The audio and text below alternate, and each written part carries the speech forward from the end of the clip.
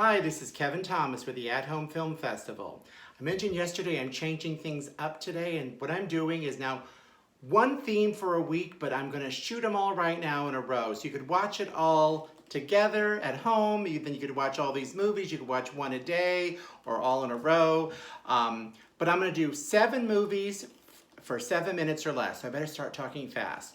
This week's theme is the Academy Awards, or actually the non-Academy Awards. I am going to talk about movies that weren't even nominated for Best Picture. This isn't just my opinion, otherwise The Greatest Showman or Yentl might be on the list. I've also eliminated foreign language films mostly because the Academy often does not recognize them anyway, so it's not such a surprise they're not nominated. But one day we'll talk about movies by Ingmar Bergman, Fellini, and Almodovar. But today it's movies that shockingly did not get nominated for Best Picture. I'm starting super recently with The Farewell.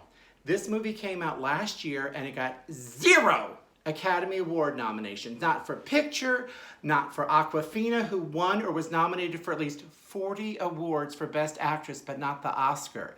This is a great movie. It's already in the top of the list for movies on Rotten Tomatoes of Best Films Ever Made. It got a lot of nominations for Best Picture by critics associations, but the Academy did not acknowledge it. So shame on you.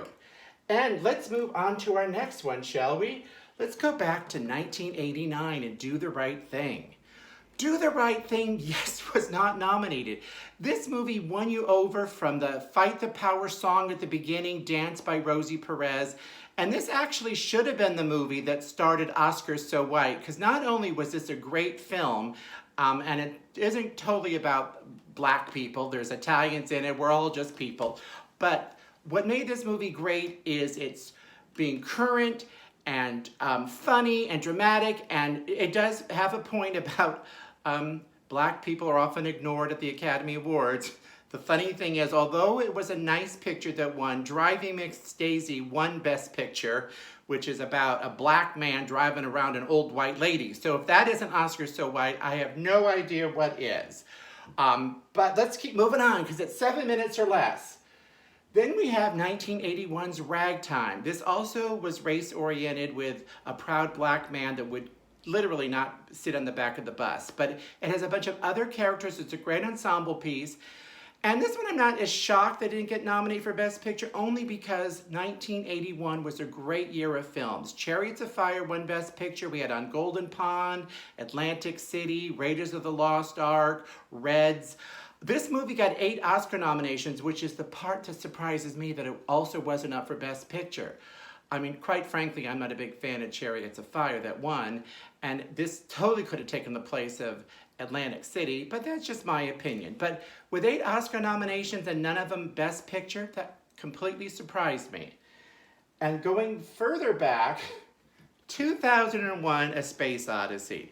Many people wonder about what does it all mean, what happens, but even it doesn't matter because it's a great, well-crafted movie that was up for Best Director and Best Screenplay, yet not Best Picture. Oliver, the musical, won Best Picture. And another nominee was Rachel, Rachel. I'm sure you all heard of that film. But there's this group called Sight and Sound that formed in 1952 with over 800 critics and film historians, and every 10 years they vote in the best pictures ever made, and 2001 A Space Odyssey has often been and always been in the top 10. So for the fact that I'm looking away to make sure I got my notes here, it's number 6 on that list. So it's number 6 of one of the best pictures ever made, but it wasn't nominated for Best Picture at the Academy Awards. Sorry to say. And then comedies are often ignored. And Some Like It Hot is one of the funniest movies ever made. This too was nominated for Best Director and Best Screenplay and Best Actor, but not Best Picture. Room at the Top got nominated for Best Picture. I'm sure you all love that film.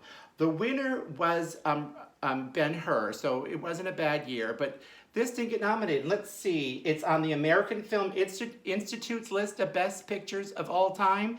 It's on Metascore, number 17 on their list, but the Academy did not nominate it for Best Picture. And furthermore, Vertigo. We will completely have a day of directors that were snubbed by the Academy or underappreciated, and the leader of that will be Alfred Hitchcock. I almost included a Charlie Chaplin film on this list too, but then I thought, why don't we save him for the directors ignored? Okay, so Alfred Hitchcock never won a competitive Oscar, ever, even though he's been declared the best director of all time. Many of his pictures weren't even nominated: Shadow of a Doubt, Rear Window. But of all those films, this film, Vertigo, nominated for 2 small Oscars, like I think art direction and sound, not score, screenplay, picture. This currently is the best film according to that Sight and Sound survey. It just, last time they did their 10-year survey, it became Best Picture. It was number 2 for 50 years behind Citizen Kane. Now it's been declared the number 1 best film ever, according to Sight and Sound, and yet it lost the Oscars to, I can't even remember who was nominated that year, 1958. But the biggest Best Picture of all time is, let's look at it, yes it is, Singin' in the Rain. Let's pretend we're at the Oscars, okay? The nominees for Best Picture are Greatest Show on Earth, not The Greatest Showman, Greatest Show on Earth, High Noon, Ivanhoe, Moulin Rouge, no, not the one we all know with Nicole Kidman, The Quiet Man, and Singin' in the Rain, and the winner is The Greatest Show on Earth. You know why?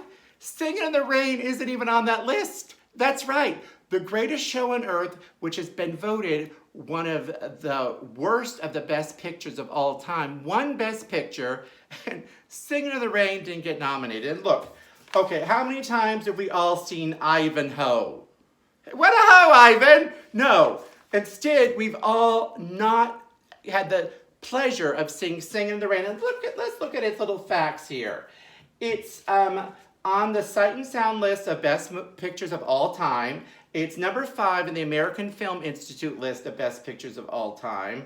Rotten Tomatoes ranks it as the 35 best picture of all time. And the Metascore puts it in the 9th place of best pictures of all time. So it did get nominated, thank God, for Jean Hagen's great supporting actress performance. And I think it was up for best score, but that's it. None of these, like, that screenplay, this is such an inventive film. So there are so many injustices done by the Academy, and you could watch them all. And this week, watch all 7 of these. You could watch them 1 a day or all right now. Oh, my 7 minutes was up, so I already made a mistake. I went on a minute too long, so goodbye.